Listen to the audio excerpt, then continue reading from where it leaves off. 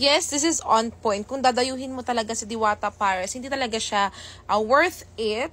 Kasi, alam mo yun, magsasayang ka ng energy, napakalayo mo. Tapos, yung mga vlogger, influencer, sobrang hype na, sobrang sarap ng Diwata Overload Pares, kahit hindi mo lagyan ng condiment, sobrang sarap na siya. Yung chicken, super crunchy, sobrang malasa.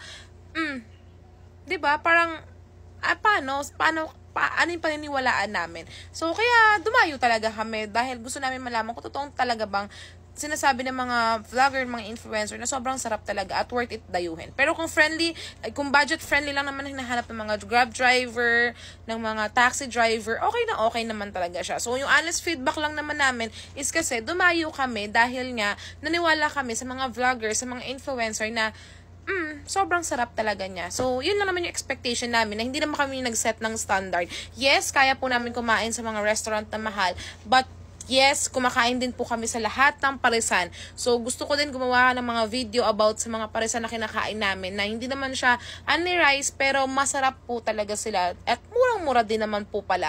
Kumakain ako ng mga street foods, yes, pero yung 100 pesos na yon, kung dadayuhin mo si Diwata at pumila ka ng 1 to 2 hours, please set your expectation also. Hindi ko naman sinasabing huwag kayong pumunta, hindi lang kami babalik doon. Siguro, in the near future, kung talaga nga ayusin ni Diwata yung panglasa nila, yung mga food nila, ganyan, yung lugar niya, very hygienic siya. So, yeah, babalikan natin siya. And kung gusto niyo naman talaga pumunta kay Diwata para kayo mismo makaalam kung ano ba talaga, and then, yeah, go ahead. Dahil ito yung honest feedback namin based on our own experience lang naman po.